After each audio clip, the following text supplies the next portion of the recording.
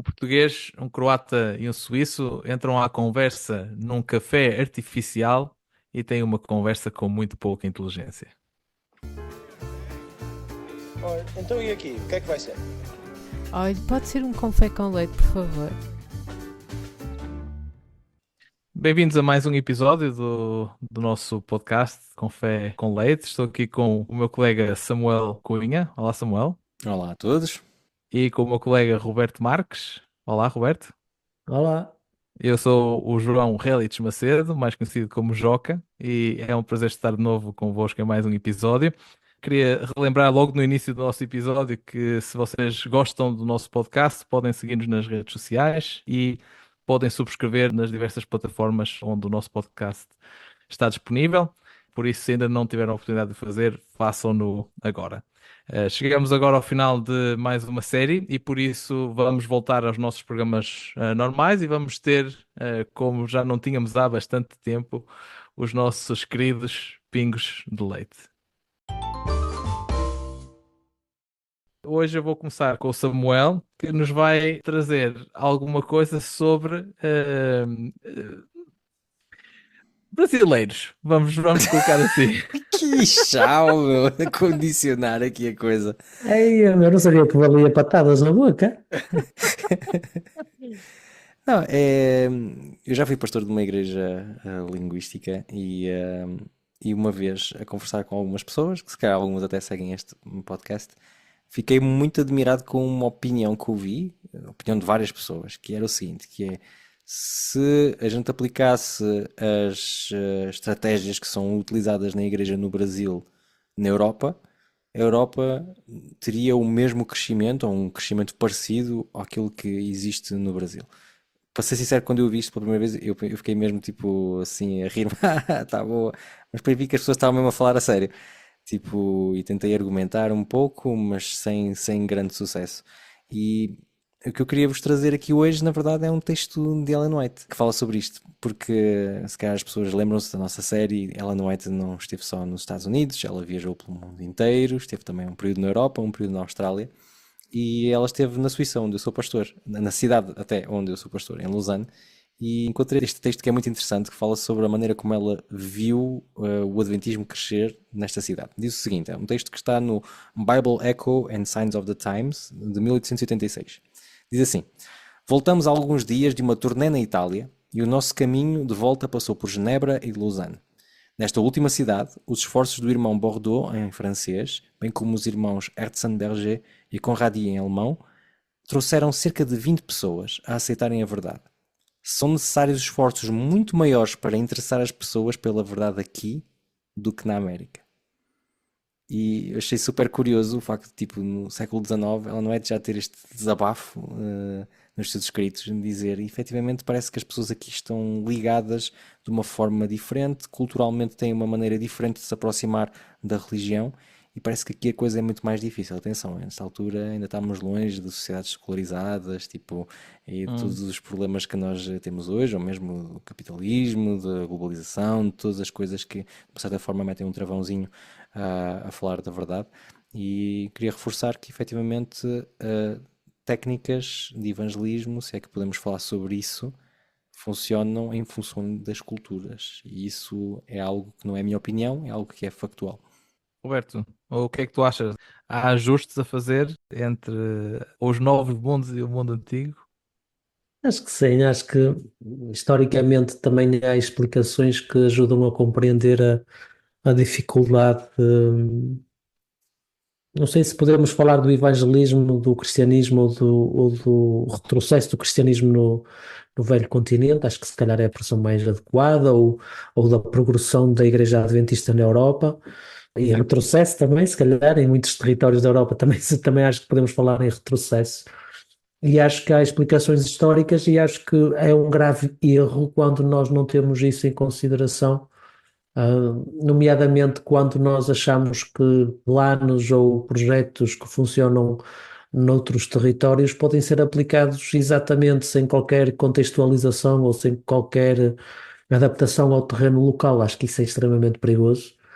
E acho que as pessoas que acham que podem fazê-lo, acho que estão iludidas, simplesmente. Acho que mais tarde ou mais cedo vão constatar a realidade que aqui na Europa já se tentou praticamente tudo o que já se tentou anteriormente noutras áreas do nosso planeta e que realmente nós necessitamos de coisas diferentes para poder progredir aqui. Para pegar uma pequena ilustração, faz-me lembrar o Dom Quixote que lutava contra os moinhos de vento, acho que é um bocadinho essa luta em glória.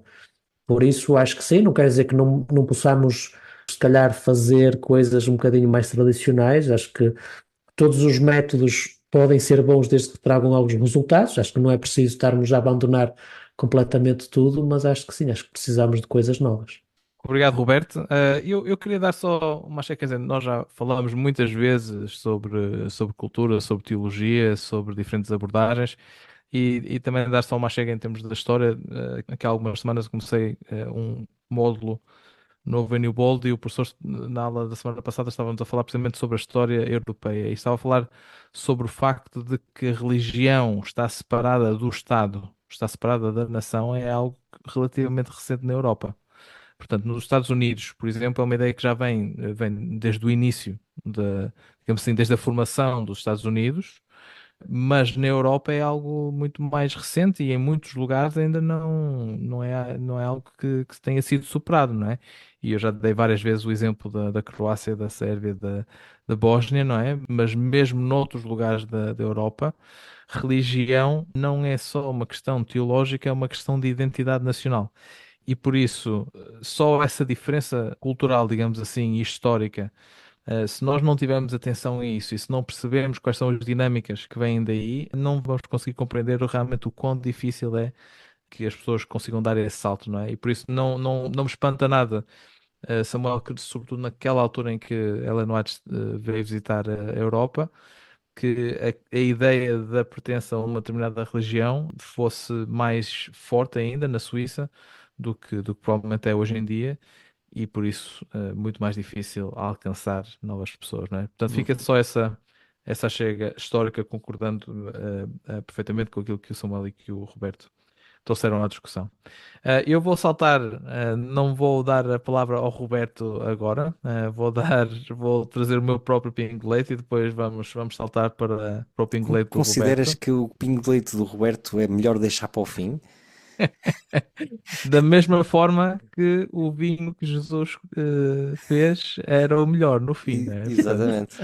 Portanto, eu vou deixar o pingo de leite do Roberto para o fim. Vou trazer o meu pingo de leite. Eu estive aqui algumas semanas atrás na Convenção Pastoral da Divisão Transeuropeia.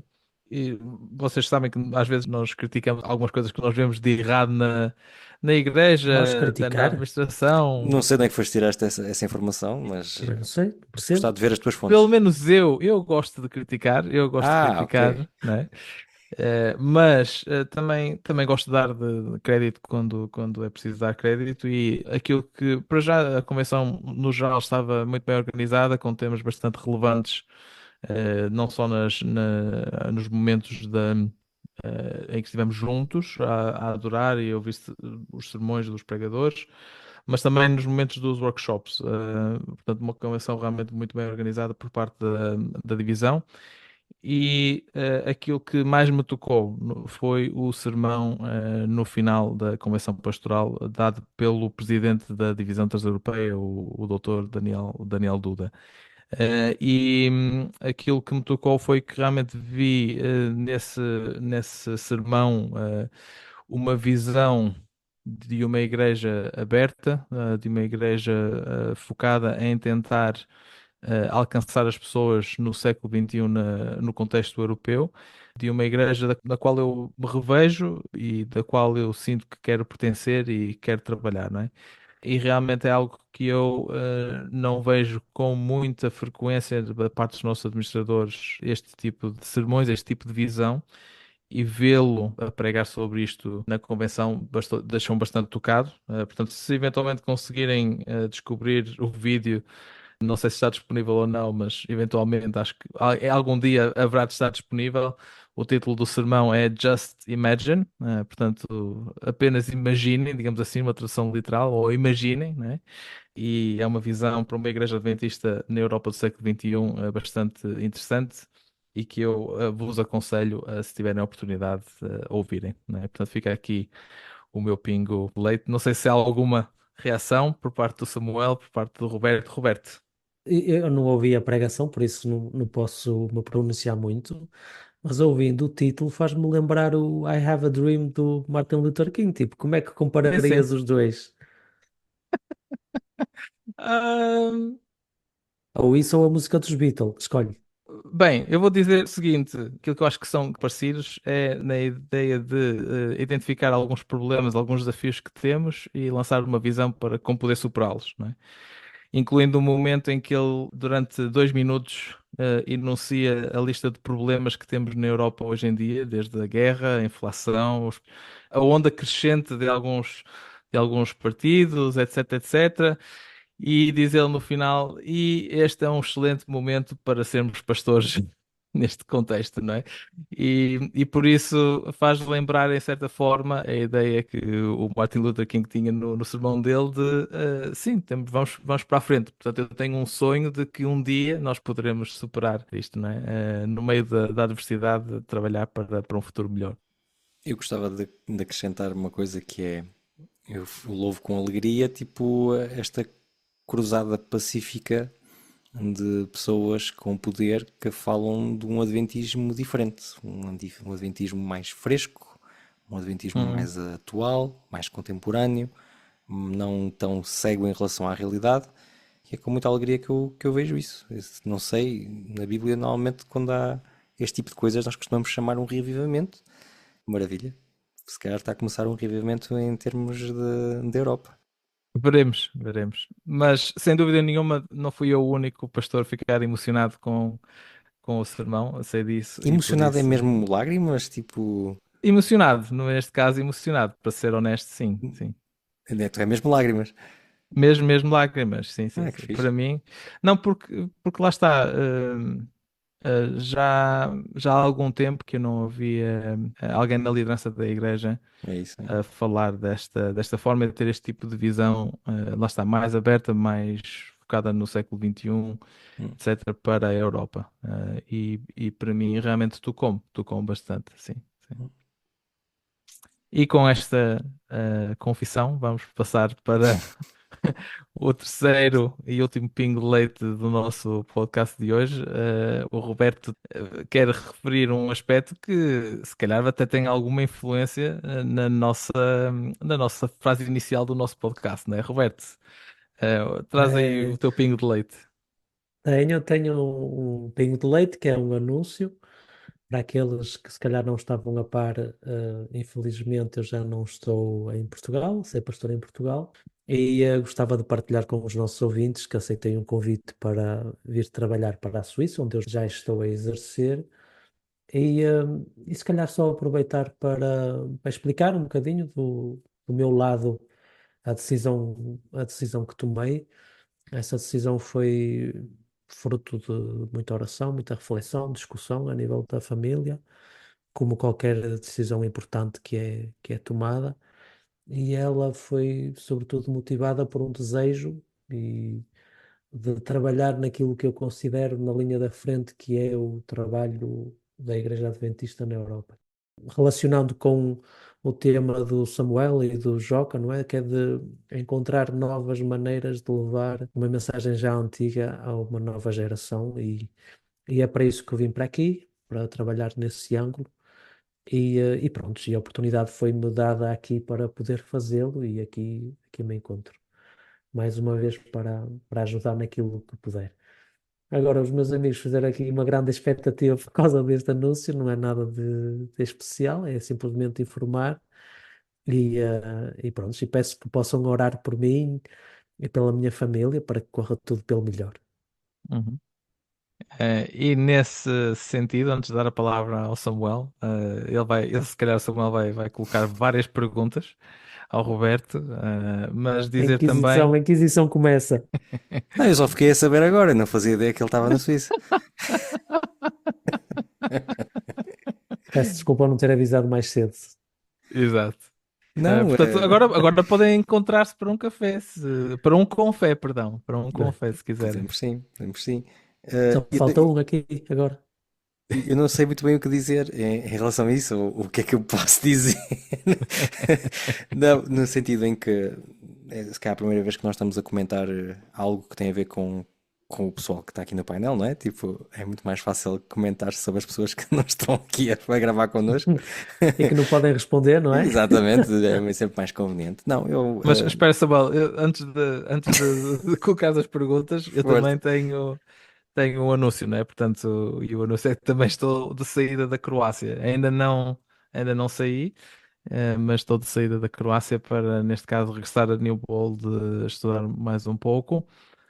Pelo menos para já são esses os nossos planos e depois a ideia é prosseguirmos o nosso ministério em Inglaterra e tem a ver com, lá está, como o Roberto mencionou, é sempre uma decisão difícil. No nosso caso, tem a ver também com questões práticas de nós sempre vimos o nosso futuro pessoal em Inglaterra. E ao longo do último ano aqui na Croácia tivemos bastante trabalho e começamos à procura de outras soluções. E nesse processo descobrimos que a Dorota ainda tinha o direito de viver e trabalhar no Reino Unido. E a partir desse momento, então, tornou-se mais importante para nós tentar manter esse direito, para conseguirmos lá estar a construir esse futuro um dia. Também com, lá está, com aquilo que o Roberto referiu, a ideia de podermos trabalhar, tentar alcançar pessoas na Europa, século XXI, tentarmos trabalhar nesse sentido, mais se calhar do que aqui na Croácia. E por isso estamos também de saída da Croácia e de regresso à Inglaterra. O que lá está, mais uma vez, altera bastante aquela introdução do nosso podcast, não é? Mas pronto, Samuel, agora sim creio que podes colocar perguntas, se quiseres. Não, não, eu também tenho um anúncio a fazer, eu estou de partida também. Eu vou regressar, vou começar a trabalhar na Croácia Não, dentro de pouco tempo. não, estou a brincar, não tenho anúncio nenhum. Não, eu só queria dizer uma cena, nem é uma pergunta, é mesmo tipo um comentário, que é, isto pode ser um pouco desconcertante para pessoas de gerações mais velhas. Ou seja, há determinadas gerações em que nós pegávamos no trabalho e seguíamos esse trabalho até à reforma, e quer gostássemos, quer não gostássemos, quer fôssemos felizes ou não felizes, seja o que for, era o trabalho e vai-se até ao fim. E as novas gerações têm uma característica que é nós temos uma busca constante de sentido na nossa vida. E muitas vezes existem mudanças, não estou a dizer que essa é a razão que leva o Joca ou o Roberto a fazer as mudanças, isto é óbvio que é multifactorial, isso existe em português. Uhum. Há vários fatores Sim, em questão. há vários fatores, mas uma coisa é clara, hoje em dia vê-se mais pastores a mudarem de sítios, a irem para sítios novos, e muitas vezes as pessoas pensam, querem dinheiro, ou querem isto, ou querem aquilo. E isso é um bocado redutor. Acho que nas gerações mais jovens, nas quais nós pertencemos, há sobretudo uma busca de sentido e pronto. E acho que foi claro, tanto no comentário do Joca e como do Roberto, justamente essa busca por alguma coisa que tenha mais sentido, que faça mais sentido. Uhum. Sim, e eu quero dizer apenas que tenho achado interessante a reação das pessoas aqui na Croácia, mesmo as pessoas de uma idade mais avançada. A reação tem sido, de regra geral, estou bastante triste por vocês irem. Acho que a Croácia vai perder bastante, mas compreendo. Sim, O que é engraçado, não é? Houve dois pastores mais antigos que nos disseram que iam chamar a polícia para nos prenderem aqui, para nos deixarem ir embora, mas tirando isso, lá está. Uma certa compreensão. Portanto, tenho que dizer que do meu lado da experiência não tenho encontrado muita dessa resistência, mas eu concordo contigo, acho que isso é algo que as gerações mais antigas têm um bocadinho mais de dificuldade em compreender e muitas vezes passa-se a ideia de que há uma falta de compromisso que não é propriamente aquilo que é a realidade, não é? Portanto, é aquilo que tu sim, disseste, é uma procura por esse sentido de vida, esse chamado, não é? No fundo. sim. Ok, fica então aqui a informação para todos os nossos ouvintes. Eu acho que, de qualquer forma, vamos continuar a identificar como um português, um croata e um suíço, Até a eternidade. até à eternidade. mas ficam a saber, portanto, que a partir de agora vamos ter novos contextos para trabalhar e para tentar alcançar pessoas na Europa no século XXI. E com isto terminamos os nossos pingos de leite e vamos passar então agora à moagem do grão.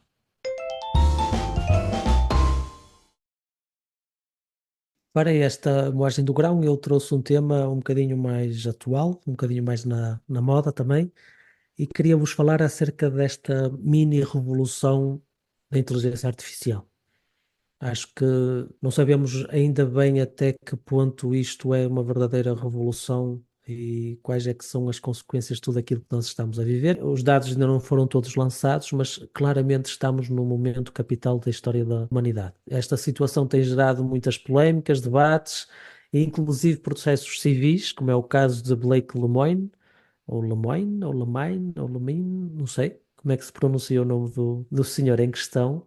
É um antigo engenheiro da Google, do departamento da Responsible AI, que foi despedido depois de ter criticado os seus superiores e ter tornado público que estava convencido que a Lambda, que é o modelo de linguagem de grande escala da Google, era uma entidade senciente, quer dizer que ela tinha consciência de si própria.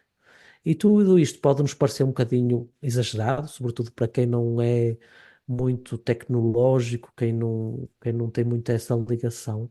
Mas é verdade, é que se vocês forem procurar um bocadinho, pesquisar um bocadinho, ou então se vocês próprios fizerem a experiência com os modelos mais conhecidos, o ChatGPT é um dos mais conhecidos, a verdade é que nós podemos ter conversas bastante perturbadoras com esses modelos. E acho que se realmente nós estivermos no limiar de vermos a aparecer a primeira espécie de ser vivo criado pela raça humana, não é? Uma vida artificial, mas um ser vivo, mesmo assim, acho que claramente haverá um antes e um depois na história da humanidade.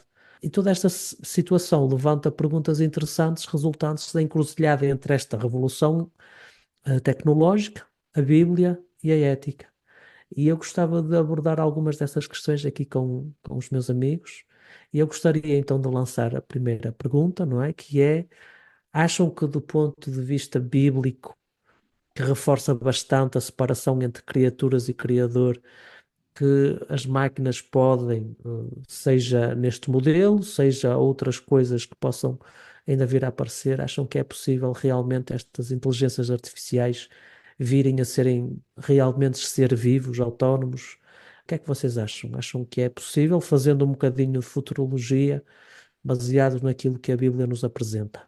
Eu se calhar começava com o Samuel. Sim, eu acho que muitas vezes nesta questão da inteligência artificial, e não sendo toda uma pessoa que domina esta área, não só por não ser a minha área de formação, mas também por não ser uma grande área de interesse minha, mas às vezes dá uma sensação que se confunde um pouco a ideia de ser vivo e a questão da autonomia. Existem coisas que podem ser autónomas e não serem vivas, não é? E eu acho que aquilo que está a acontecer com a inteligência artificial, pelo que eu pude ler, é que ela está-se a tornar cada vez mais autónoma e isso, de uma certa forma, eu acho que até é bastante positivo, mas daí até considerarmos que é vida que está ali, é um bocado difícil, porque o conceito de vida que nós temos envolve questões biológicas, ou seja, envolve muita coisa que não encontramos numa máquina, nem num programa de computador. E estava aqui a procurar um versículo que diz o seguinte, obviamente é preciso colocá-lo no seu contexto, o apóstolo Paulo está a falar no Areópago para os gregos e diz o seguinte, Atos 17, 24 e 25. O Deus que fez o mundo e tudo o que nele existe, sendo ele Senhor dos céus e da terra, não habita em santuários feitos por mãos humanas, nem é servido por mãos humanas, como se alguma coisa precisasse, pois ele mesmo é quem a todos dá vida, respiração e tudo mais. Dá a sensação, do ponto de vista bíblico, que a ideia de dar vida é uma prerrogativa divina, ou seja, nós não temos a capacidade de dar vida. Óbvio que Deus, de uma certa forma, nos confiou um bocadinho disso com o facto de nós podermos ter filhos, não é? Mas se a inteligência artificial é aquilo que no nosso nível chamamos de dar vida, parece um bocado uma vida da Wish. Por isso, não sei, acho que não. Queres Acho que, explicar uma vida da Wish? Queres explicar um bocadinho mais?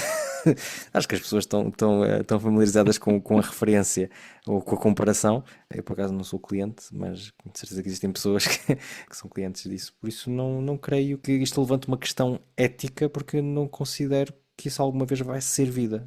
Acho que confundimos autonomia com vida. Será que de um certo ponto de vista nós não poderíamos dizer que a última etapa da nossa vida como imagem de Deus, Imago Dei, não é? Como às vezes é apresentado, não é de nós próprios nos tornarmos criadores também? Será que isso não poderia ser apresentado dessa forma? Ou será que esta linha vermelha entre criatura e criador é realmente uma linha que não pode ser transponível e que dessa maneira ou aquilo que os humanos vão criar nunca poderá ser considerado vida, pelas razões que o Samuel evocou e outras que se calhar nós podemos juntar, porque de alguma maneira isso levava-nos a ir para um patamar que é exclusivamente divino. O que é que tu achas, Joca? Não, é assim, eu acho que nós temos que fazer uma distinção entre aquilo que é a atividade criadora ou criativa, se quisermos chamar dessa forma, e a atividade de um criador, não é? Portanto, um criador, lá está, o Samuel mencionou que não considera que estes sistemas de inteligência artificial sejam vida, não é? E eu acho que provavelmente essa não é, nem se calhar, nem a questão que está em cima da mesa, não é? Mas é possível que os humanos criem algo que realmente tenha a sua própria consciência, tenha a sua própria inteligência, tenha um sentido de identidade pessoal, e já não tenho tanta certeza, não é? Portanto, vida em si, se definirmos como uma série de circunstâncias biológicas, acho que, como é lógico, pelo menos por enquanto, com a tecnologia que nós temos hoje em dia, acho difícil. Inteligência, se calhar, já é outra questão, não é? E fica sempre a questão, quando se interage com estes modelos, como o Roberto mencionou, por exemplo, o ChatGPT e outros modelos de inteligência artificial semelhantes, baseados em linguagem. Fica bastante. Muitas vezes temos a questão de realmente não estamos a comunicar com alguém, não é? No sentido de não uma outra pessoa, mas um modelo computacional que tem uma consciência, que tem um sentido de identidade própria, etc, não é? Eu acho que neste momento, quer dizer, só para fazer aqui um parênteses, é um tema que eu tenho algum interesse, que tenho seguido e até algumas das ferramentas que eu utilizo, sobretudo para fazer os meus sermões, não é? Portanto, os meus sermões hoje em dia é só de inteligência artificial, porque, porque em mim não há inteligência nenhuma e por isso preciso de inteligência artificial para entrar. Mas são ferramentas que eu tenho utilizado, não de forma consistente, mas pelo menos esporádicas e tenho algum interesse, não é? E acho que a questão de há aqui algum sentido de identidade pessoal ou não, se calhar é uma questão um bocadinho mais complicada de responder, não é? No entanto, quando eu olho para a Bíblia, aquilo que eu vejo sobretudo, Gênesis 1, é a ideia de humanos que são criados para serem imagem de Deus, ok? São colocados no mundo, à imagem e à semelhança de Deus. E eu creio que parte dessa imagem, dessa semelhança, lá está, a atividade criativa. Tentarmos sempre criar coisas novas e quando falamos, por exemplo, sobre arte, acho que isso é uma das partes do que significa ser criada à imagem e à semelhança de Deus, o facto de nós termos essa capacidade criativa. A inteligência artificial, nesse sentido e nesse contexto, será outra expressão. Não, como é lógico, não é uma expressão artística, mas é uma expressão da nossa criatividade. Nós conseguimos ter desenvolvido ao longo de, neste caso, décadas, não é? Sistemas computacionais que consigam chegar a este ponto, não é? E por isso fica mais a ideia de nós participarmos na criatividade divina, mais do que tentarmos superar ou substituir o Criador. Eu não tenho qualquer tipo de problema com nós participarmos na criatividade que Deus nos dá. Acho que substituir o Criador, como é lógico, não. Mas acho também, não sei se estamos a tentar fazê-lo ou não. E relacionado com aquilo que vocês partilharam, eu acho que um dos temas que são mais relevantes e que aparece quando nós estamos a discutir acerca então desta inteligência artificial ou dos modelos, não é?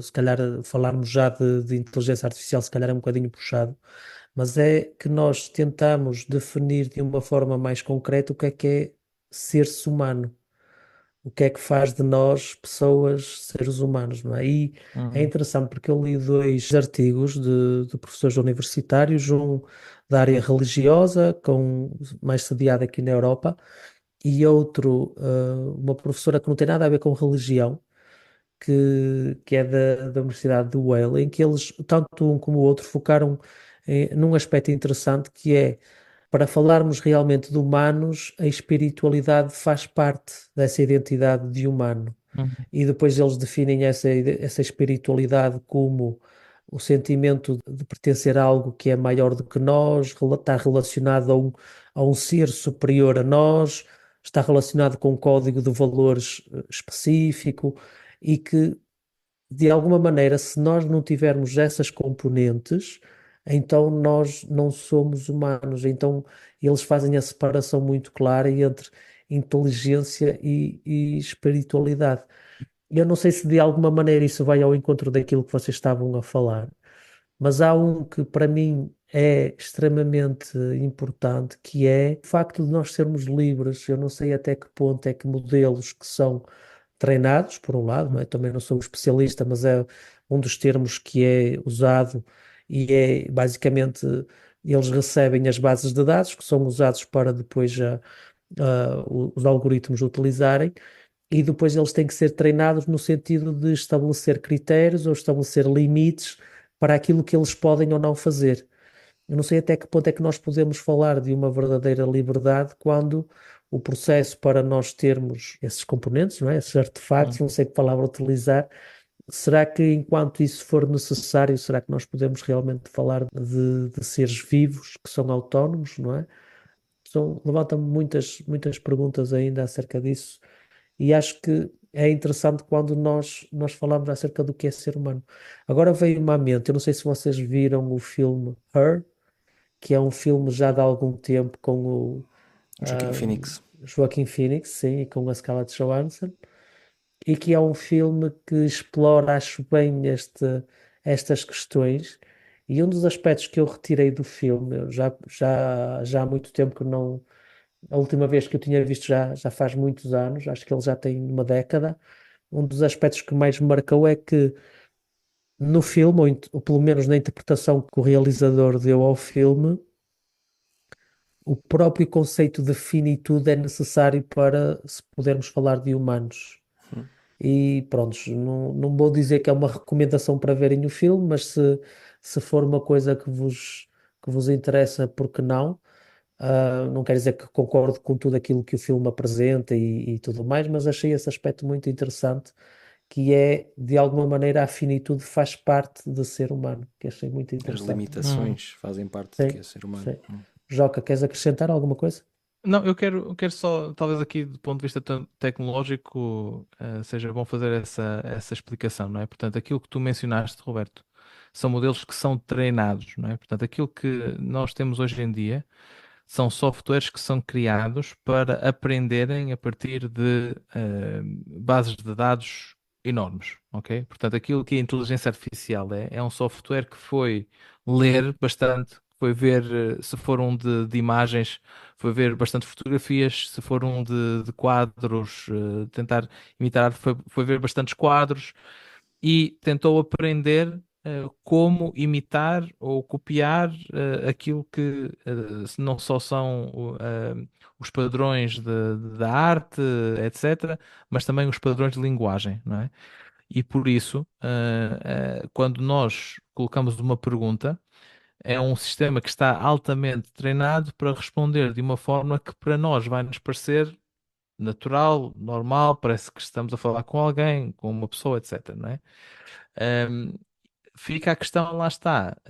Há uma consciência por parte desse sistema, parece-me que Não, neste momento há, lá está, como o Roberto mencionou, diversas limitações colocadas por parte dos programadores destes sistemas, e por isso não me parece que haja uma consciência, uma capacidade da inteligência artificial superar essas limitações. Só consegue fazer aquilo que lhe é permitido fazer. E no que toca ao campo da espiritualidade, nesse caso aqui também, lá está, há uma limitação. Eu aqui há umas semanas voltei a tentar uma das coisas que tinha tentado no início, só para ver as novas capacidades deste novo modelo acho que agora é o 4.0, se não estou em erro, não é? Do chat GPT, para ver quais são as novas capacidades e voltei a fazer um teste que tinha feito com o anterior, que foi a dizer, escreve-me um sermão baseado num texto assim assim, a fazer uma exegese deste tipo, ok? E aquilo que eu recebi em resposta foi, não me é permitido dar conselhos espirituais. Portanto, foi engraçado, é engraçada a resposta, não é? Mas lá está, fala sobre a limitação que há, sobretudo no campo da espiritualidade e de outros temas bastante sensíveis, como é lógico. Portanto, há toda uma série de limitações que é colocado. Também há formas de contornar isso, não é?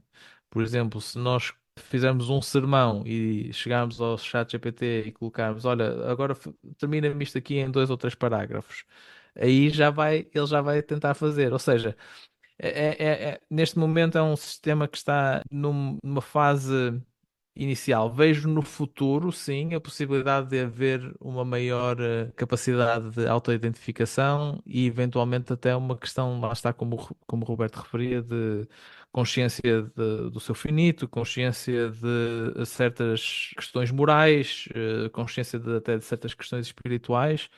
É possível que eventualmente isso venha a acontecer. Neste momento, não me parece que seja a realidade que nós temos ainda. Eu quero aproveitar a dica do Joca e fazermos aqui um bocadinho de futurologia, sobretudo o que é que estes modelos, ou o que é que a inteligência artificial pode trazer como impacto para a nossa igreja, especificamente a Igreja Adventista. Não sei se recordam, os nossos ouvintes, aqui há sensivelmente um ano eu tinha mencionado acerca de um post do pastor Sam Neves, que é o diretor associado de comunicações da Conferência Geral, no qual ele dizia que havia um modelo adventista do ChatGPT que estava a ser preparado e que era bastante interessante. Palavras dele, estou a traduzir do inglês, por isso perdoem-me o português um bocadinho quebrado, mas de regra geral é como se estivéssemos a falar com um pastor conhecedor da teologia adventista e que é brilhante a criar conteúdo. Muito impressionante para um primeiro protótipo.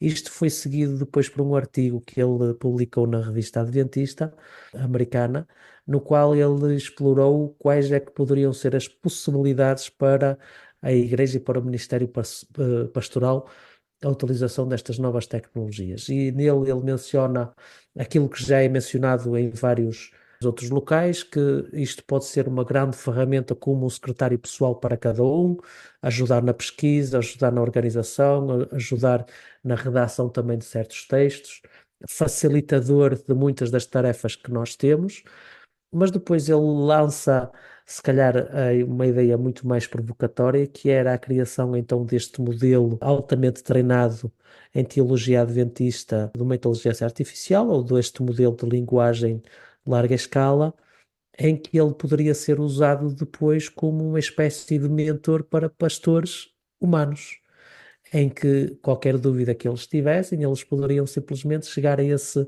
mentor e fazer a pergunta, pedir-lhe ajuda, pedir-lhe para esclarecer certos conceitos, não só do cristianismo, mas da teologia adventista. E claro que, indo um bocadinho mais além daquilo que ele menciona no artigo, será que a partir do momento que nós temos um desses mentores de inteligência artificial, será que nós não poderíamos simplesmente retirar os pastores humanos como o elo mais fraco desta cadeia que é a nossa Igreja Adventista? O que é que vocês acham? Acham que as ideias avançadas podem ser problemáticas? Acham que se calhar nós podemos chegar ao ponto de substituir claramente um pastor humano por um chat GPT adventista? O que é que vocês acham? Vou começar por ti, Joca. Sim, eu só acho que tu colocas aqui uma pergunta que é difícil, não é? Faz-me lembrar quando perguntaram ao Steve Ballmer, que era o diretor executivo da Microsoft, o que é que ele achava do recém-lançado iPhone, e ele disse que não queria ter sucesso, não é? Portanto, se eu disser agora que não, é impossível, arrisco-me a que daqui a 10 anos tenha que vir a engolir as minhas palavras, não é? E eu peço aos Ah, auditores para virem obrigar o Joca a engolir as palavras dele, aos ouvintes. Portanto, temos aqui, fica este podcast para o futuro, gravem, ponham um marcador para daqui a 10 anos virem ver se realmente eu estava certo ou não. Acho que é possível que no futuro que haja um sistema desses. Acho que neste momento tentar colocar em prática aquilo que o Sam Neves menciona aqui no artigo, acho que seria talvez um bocadinho perigoso, simplesmente porque lá está. A capacidade de imitação é bastante impressionante, mas continua a ser imitação. Não há uma certa nuance nas respostas, certo? De qualquer forma, não é propriamente a mesma coisa que falar com um pastor com experiência, não é? E por isso, acho que neste momento colocar em prática alguma coisa desse género seria um bocadinho perigoso. Para mim, aquilo que realmente é mais perigoso no longo termo é quem é que controla a criação destes modelos, certo? Portanto, se estamos a falar da criação de um modelo de inteligência artificial adventista, quem é que está no controlo disso? Porque aquilo que nós temos visto, não só no chat GPT, mas noutros modelos, sobretudo de linguagem, é que há muitos dos preconceitos humanos que são inseridos simplesmente porque as máquinas A aprendem informação, exatamente com a informação que lhes é dada, acabam por depois repetir alguns desses preconceitos, algumas dessas questões que se calhar nós e humanos temos que exponenciar, em alguns casos. e a exponenciar em alguns casos, não é? E isso tudo depende de quem está no controlo da informação que é dada ao modelo para treinar. Portanto, o Sam Neves, com todo o respeito, eu não gostaria de utilizar um modelo que fosse ele que estivesse no controle, porque sei que há determinadas perspectivas teológicas, determinadas perspectivas administrativas, determinadas perspectivas organizacionais que vão, de alguma forma, inquinar o modelo para certo tipo de respostas, não é? Portanto, eu, pessoalmente, teria bastante dificuldade, mas é se calhar uma conversa que nós, como igreja, temos que ter, não é? Sim, há certas coisas que realmente a inteligência artificial pode ajudar bastante.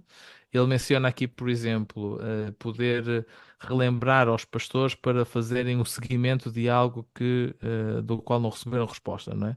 Isso é bastante interessante, mas também os meus dispositivos da Apple neste momento já fazem isso. Durante este verão, eu comecei a reparar que se tu envias um e-mail do qual não recebes resposta, ao final de uma semana, eles colocam, portanto, a própria aplicação de e-mail da Apple coloca no topo da caixa de entrada o e-mail que tu mandaste e a dizer follow-up, portanto, faz o seguimento, ou seja, para te relembrar, para voltares a enviar um e-mail e perguntares se realmente as pessoas receberam, se não receberam, etc. Não é? E isso são coisas que nós vamos ter mais cedo ou mais tarde, já temos de alguma forma e vamos continuar a ter cada vez mais nos nossos próprios telefones. Precisamos de um modelo adventista para fazer isso? Tenho bastantes dúvidas. Obrigado, Joca. Samuel, o que é que tu achas? Achas que o chamado de pastor pode se tornar redundante na Igreja Adventista dentro de alguns anos? Achas a ideia de um pastor chat GPT adventista confortável? Olha, eu acho, fazendo a mesma ressalva que o Joca, ou seja, que posso ter vindo vir pedir desculpa daqui a uns anos, acho que isso não é possível. Não é de todo possível. E acho que o problema que está a acontecer neste momento, e que também acaba por ser uma questão que engloba tudo aquilo que a gente disse até agora, é um bocado a crise que existe na nossa sociedade em relação ao vocabulário, aos limites do vocabulário. Nós estamos constantemente a falar da inteligência artificial e estamos a utilizar conceitos que são antropomórficos. São coisas que normalmente estão dentro da caixinha do vocabulário ser humano e nós estamos a utilizá-los constantemente para descrever máquinas. Porque hoje em dia é assim, os vocabulários não são mais estanques, nós podemos com facilidade questionar determinadas coisas, não quero aqui ser tudo polémico, mas muitas pessoas hoje em dia perguntam o que é exatamente uma mulher, o que é que define uma mulher, o que é que define um homem, não é? Enquanto que há uns anos atrás as coisas estavam muito mais definidas, e eu acho que em alguns contextos é positivo esse tipo de perguntas, noutros contextos não parece que seja bastante positivo. Em questão da inteligência artificial, todo o buzz que a gente vê à volta disso tem a ver justamente por causa da escolha de vocabulário que nós utilizamos. Nunca ninguém fez um artigo nos primeiros carros que apareceram que faziam condução autónoma e que avaliavam o risco e que travavam e não sei o quê. Nunca ninguém falou sobre inteligência automobilística. Mas se começássemos a dizer isso, se calhar hoje em dia haveria pessoas que perguntariam: mas será que os carros têm consciência? Tipo, e então a questão aqui é que nós estamos a falar de um pastor ChatGPT, estamos a falar de um mentor. Todas essas palavras nós usamos para pessoas, normalmente não usamos para máquinas. E eu acredito que chegar aí, eu acho que nunca vamos chegar, por variedíssimas razões, e nem sequer são as questões de empatia que muitas vezes usamos neste tema, de dizer que ninguém tem empatia como um ser humano. Acredita que uma máquina treinada vai ter muito mais empatia do que o ser humano, porque nós temos coisas para fazer depois e ficamos chateados e irritados e não sei o quê, uma máquina não. Mas há uma coisa que é básica que uma máquina nunca vai ter, que é a conexão com Deus. E acredito que o pastor, com todas as suas limitações, defeitos, dificuldades, más análises, é um ser que busca conexão com Deus, e isso é que faz a grande diferença. Eu antes de vir para aqui estive no estudo bíblico. No final do estudo bíblico, a pessoa a quem eu estava a dar o estudo bíblico referiu que tem um trauma de infância forte e que não sabia muito bem o que fazer, e a pessoa começou a falar, começou esta frase, e automaticamente na minha mente eu comecei a orar e a pedir: dá-me as boas palavras, dá-me as boas palavras, porque eu não faço ideia o que é que poderá ser a boa coisa a dizer neste preciso momento, e neste momento eu preciso mesmo da conexão para conseguir chegar lá. Não sei se fui um canal, posso não ter conseguido ser um canal, só Deus poderá avaliar isso, mas uma máquina vai simplesmente analisar sensações, comparar com coisas anteriores e dar uma resposta apenas baseada em lógica e não numa conexão com Deus.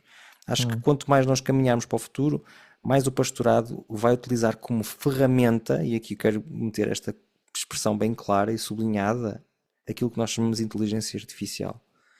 Mas, aliás, até posso dizer, eu pago a subscrição do chat GPT, ou seja, eu utilizo imensamente isso para as imagens dos meus PowerPoints, para montes de coisas que me facilitaram a vida. Corrigir ortografia, estou num país que é estrangeiro, ou seja, mesmo para o português não sei também, tipo, ou seja, isso ajuda muito e ajuda a simplificar o trabalho. E acho que quanto mais performance existir nessa ferramenta, mais o nosso trabalho poderá ser facilitado. Chegar ao ponto de substituir e ir para lá daquilo que é uma consultoria digital, sinceramente não acredito. Não acredito. E de uma certa forma, apostar nisso, a meu ver, e se calhar é duro e se calhar daqui a uns anos é estúpido aquilo que eu vou dizer, mas parece-me um bocado colocar Deus fora da equação. Posso só Obrigado. dizer uma coisa, acrescentar aquilo que o Samuel disse. O Sim, Samuel mencionou que utiliza muitas destas ferramentas com bastante frequência, e eu acho que é importante nós também desmistificarmos um bocadinho a coisa. Como o Samuel estava a referir, a linguagem que nós utilizamos às vezes cria mais resistência, se calhar neste caso, do que necessariamente. Ninguém, como o Samuel disse, mencionou muito bem, ninguém, por exemplo, se queixou quando o próprio Facebook começou a identificar, de acordo com as nossas caras, as nossas fotografias, não é? Para nós termos, para colocarem lá a etiquetazinha com o nosso nome. Ninguém se queixou, ninguém achou que, mas isso é inteligência artificial em função, não é?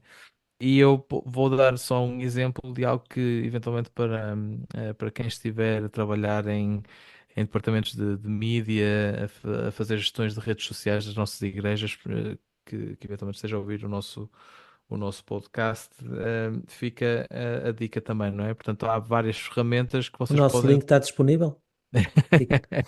Há várias ferramentas que vocês podem utilizar para a criação dos vossos vídeos, sobretudo de Reels, de TikToks, e nós no nosso grupo no WhatsApp falamos sobre isso aqui há algumas semanas atrás. E eu acho que isso é positivo, é uma forma excelente de conseguir levar a mensagem de uma forma mais compacta a uma audiência potencialmente maior, sem grande trabalho da nossa parte. Portanto, agora, a substituição dessa componente teológica, pastoral, etc., neste momento eu acho bastante difícil. No futuro, mesmo que seja possível, teremos que ter muito cuidado com quem controla esses modelos, porque, como é lógico, vai haver certos preconceitos que vão ser Claro. colocados lá. Posso só acrescentar uma coisa? E aqui há uns anos, daqui há um ano atrás, penso eu, estive numa comissão aqui na Suíça, que acho que já falamos, sobretudo bastante em off, não me recordo se falamos em on, em que basicamente fez-se um grande levantamento perante todos os pastores sobre todas as coisas que nós achávamos que deviam ser melhoradas no contexto do nosso trabalho, deu-se depois a essa comissão, esta lista de comentários de 20 pastores, vários comentários feitos durante 3 dias, ou seja, um documento gigante. E lá, a comissão está aqui este trabalho, peguem nisso e façam-nos um relatório. E na altura, houve um pastor que sugeriu: olha, podemos meter isso no chat GPT e pedir para o chat GPT nos resumir isso em tópicos. E na altura foi engraçado porque foi totalmente geracional, não é? Os pastores mais jovens disseram: vamos fazer isso, tipo assim fica mais fácil, depois vamos corrigir passo a passo, a ver se exprime exatamente aquilo que foi dito, se não exprimir, mudamos, não sei o quê. E outros estavam mais naquela coisa de: não, mas espera aí, mas agora é uma máquina que vai fazer isso no nosso lugar, e quem é que está por trás? E será que não está a meter influências lá? Não, mas a gente vai corrigir depois aquilo que é feito. E é interessante como, no nosso caso, acabou por ser uma ferramenta que nós usamos, como antigamente tínhamos que pagar um consultor exterior para vir fazer esse tipo de trabalho. Hoje em dia o ChatGPT faz isso a uma alta velocidade, não exclui a componente pastoral que nós temos de análise, de oração, de pedido de influência de Deus, mas simplifica. E acho que tudo que simplifica o ministério permite-nos dar mais horas ao ministério, por isso é sempre positivo. Eu, por acaso, acrescentando também algumas ideias àquilo que já foi dito, acho que uma das grandes lacunas que poderíamos vir a ter com a implementação desses modelos, seja de mentoria, seja de realmente substituição pastoral, acho que num futuro relativamente perto, acho que vamos ter um chat de adventista em que as pessoas podem vir tirar dúvidas acerca do que é o adventismo, acerca das crenças adventistas.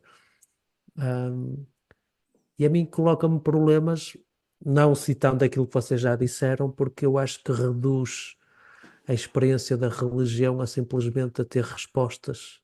A ter respostas sobre o que fazer ou não fazer, sobre o que acreditar ou não acreditar. Acho que parte da nossa experiência religiosa é uma coisa que deve ser vivida.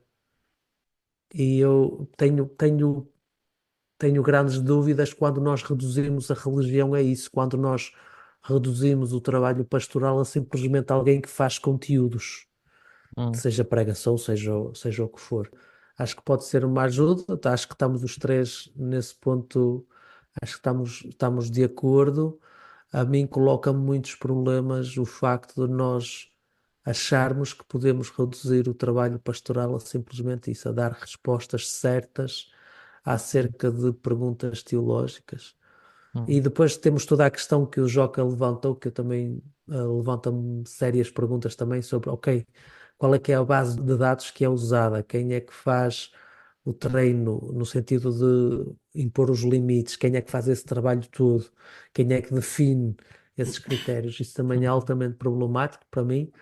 Mas lá está, tipo, focando noutras coisas, é isso. Tipo, acho que muito do nosso trabalho pastoral é relacionamentos. Será que a máquina é capaz de substituir isso? Será que alguma vez será capaz de substituir isso? Será que é saudável vermos a religião retirando essa componente relacional? Acho que são perguntas que a mim me coloca sérias dúvidas. E depois é a questão da inovação. Acho que uma das grandes diferenças entre uma máquina, por muito inteligente que ela seja, e um ser humano, é também a capacidade de criar algo novo, algo diferente, algo que não existia antes. É verdade que nós podemos chegar a um estado em que isso seja possível, não sei. Não, estou muito fora também da minha área, por isso também não posso dar grandes palpites. Ah, mas acho que a grande diferença também seria essa, não é? Tipo, para já aquilo que nós temos é ou copiado ou derivativo daquilo que já existiu antes. Sim. será que seria capaz de criar algo novo? Acho que o ser humano é capaz de criar algo novo. Acho que seria também um elemento extremamente diferente, sobretudo quando nós falamos, sem pegar muito na verdade presente, não é? Sobretudo quando nós falamos de uma igreja que supostamente no seu ADN tem esta noção de, ok, nós temos coisas que são identitárias e são herdadas e que fazem parte da nossa identidade e que vão permanecer, mas nós temos também muita margem para pensar de forma diferente, para fazer de forma diferente. Aonde é que ficava toda essa componente? Acho que Hum. ficaria extremamente limitado. Mas, ó, Roberto, isso tudo está a depender também do facto de que nós na nossa igreja, como já falamos aqui várias vezes, muitas vezes pensamos muito mais em evangelização como passagem de informação do que necessariamente lá está, uma questão relacional, não é? Sim, E por sim. isso não me espanta que certas pessoas pensem que eventualmente que isto poderia ser uma resposta, visto que a perspectiva que eles próprios têm, se calhar, é muito mais focada nesse método de evangelização, de É passagem de isso. informação, do que necessariamente uma questão relacional, não é? Uhum. Relacional, eu acho que se algum dia, só para colocar aqui o asterisco mais uma vez de temos que engolir as nossas palavras daqui a 10 anos, se algum dia acontecer, acho que vai demorar um bocadinho mais tempo do que este passo que nós tomamos agora, não é? Mas também nós temos que ter noção que, por exemplo, se É verdade, deixa colocarmos. eu só dar esta Diz, chega diz. antes, e desculpa estar-te a cortar, mas também é verdade que o progresso tem sido exponencialmente cada vez mais rápido, não é? Sim, e é Há isso. 10 anos atrás isto era ficção científica, hoje já não é tão ficção científica quanto isso, não é? Não, calma, calma, não era propriamente ficção científica. Nós, por exemplo, em 2011, tu tens a chegada do Siri, que foi uma aplicação que a Apple comprou, portanto, eles já próprios já faziam essa questão do assistente pessoal, não é? Portanto, não é propriamente, já nessa altura, isso é 2011, portanto, estamos a falar de há 15 anos, mas sim, há um crescimento exponencial e há aqui uma questão que nós, a maior parte das pessoas não estão conscientes, nós, todos os nossos computadores, todos os nossos telefones, tablets, os dispositivos onde vocês estão a ouvir-nos neste momento, funcionam com base na linguagem binária, certo? Ou seja, os computadores que conseguem fazer cálculos sim ou não, sim ou não, sim ou não, repetidos como é que se diz? Repetidos de uma forma Ao infinito. ao infinito. Obrigado, Samuel. Repetidos ao infinito. Mas uma das questões que nós estamos muito perto de ter são computadores quânticos que conseguem fazer, segundo aquilo que eu percebo, milhões de cálculos simultaneamente, ok? E nesse momento, quando nós trouxermos esse dado extra à questão do progresso da inteligência artificial, eu acho que vamos ter uma inteligência artificial completamente fora daquilo que nós sequer conseguimos imaginar neste momento, percebes? Portanto, há também essa questão, não é? Agora, sim, está tudo muito dependente de nós humanos, a forma como nós treinamos estes sistemas, a forma como nós os imaginamos, a forma como os usamos, as limitações que colocamos. Há toda uma série de questões E, aqui que tornam esta e, e conversa muito mais voltando, complicada. e voltando àquela primeira pergunta, é se é possível, será que num universo criado por Deus é possível o ser humano criar algo que seja um novo ser vivo, não é? Mesmo sendo artificial, não sendo de base de carbono, será que é possível isso? Permitam-nos dar-vos um exemplo. Ahm, as pessoas que têm animais de estimação, todas sem exceção, utilizam a expressão só lhe falta falar. Mas não. Um animal é um animal. Não é um ser racional. Eu sei, voltamos a entrar Sim, naquelas mas questões percebe dos. linguagem, atenção, percebe Sim, sim, sim, sim, sim, linguagem. sim, sim. Mas eu não sei se não estamos a pegar na inteligência artificial e não estamos a dizer a mesma frase, que é do género, só lhe falta ser consciente. Hum. Parece tanto e quanto mais utilizamos também há uma espécie de relacionamento, vamos chamar assim, que nós criamos com a própria ferramenta que nos faz, eh, a meu ver, ser autoludibriados, que é o que acontece com os animais de estimação. Hum. Tipo, e começar a interpretar coisas. Eh, mas não creio de todo. Há um pormenor que um professor em Colões que dizia muitas vezes, Roland Meyer, que nós fomos feitos à imagem e semelhança. Semelhança, ou seja, diferentes. Ele dizia muitas vezes isso, semelhança, ou seja, diferentes. Significa que se uma coisa é semelhante é porque não é igual, é porque tem diferenças. Muito parecida, mas tem diferenças. E eu creio que Deus nos criou como uma versão não aumentada daquilo que Ele é, não igual àquilo que Ele é, mas uma versão inferior àquilo que Ele é. E então nós temos um poder criativo, claramente, é daí que vem a criatividade humana, a capacidade de criar coisas, mas a mim parece-me, hoje, que a criação de vida é uma coisa que pertence a Deus, nós podemos vivê-la através de tornar-nos pais e mães, mas que acaba aí. Dá-me essa sensação hoje, mas não acredito que seja também uma heresia se pela clonagem ou por inteligência artificial, não sei, chegar a um ponto em que o ser humano consiga também gerar vida. Não me parece herético em relação àquilo que a Bíblia apresenta, mas é preciso ter noção de que o ser humano é semelhante a Deus, não igual. Uhum. Eu tenho uma Obrigado, perspectiva. Samuel. Último comentário, Joca? Sim, o último comentário. Eu tenho uma perspectiva relativamente, ligeiramente diferente em relação a isso. Acho que sim, a imagem e a semelhança, para mim, o foco está muito mais na partilha de certas características do que a diferença, apesar de reconhecer que é possível também ler o texto dessa forma. No entanto, eu volto a dizer, se eu tivesse que apostar, vida, no sentido de vida biológica, da forma como nós a definimos, etc., acho que não. Consciência, inteligência, independente, digamos assim. Um sistema que vai ter uma capacidade de se auto-identificar, de crescer, de ter memórias, etc. Talvez, ok? Portanto, vou colocar, a minha aposta é no talvez. Tu basicamente Deixa a porta queres aberta ganhar a para isso. aposta, por isso. Não, ok, portanto vamos dizer que sim, acho que sim. Acho que é uma questão de eventualmente de tempo, e depende de determinados avanços tecnológicos acontecerem ou não. Mas acho que sim, se com tempo e com determinados avanços tecnológicos, acho que sim. Não me parece, e posso volver a engolir estas palavras, não me parece que seja nos próximos 10 anos. Ok. Se Deus quiser, cá estaremos para ver. Eu quero deixar um último comentário que é, Sam Neves, estás a ouvir-nos, por isso, se por acaso esse pastor adventista, ChatGPT adventista existir, por favor, chama-lhe Tobias, está bem?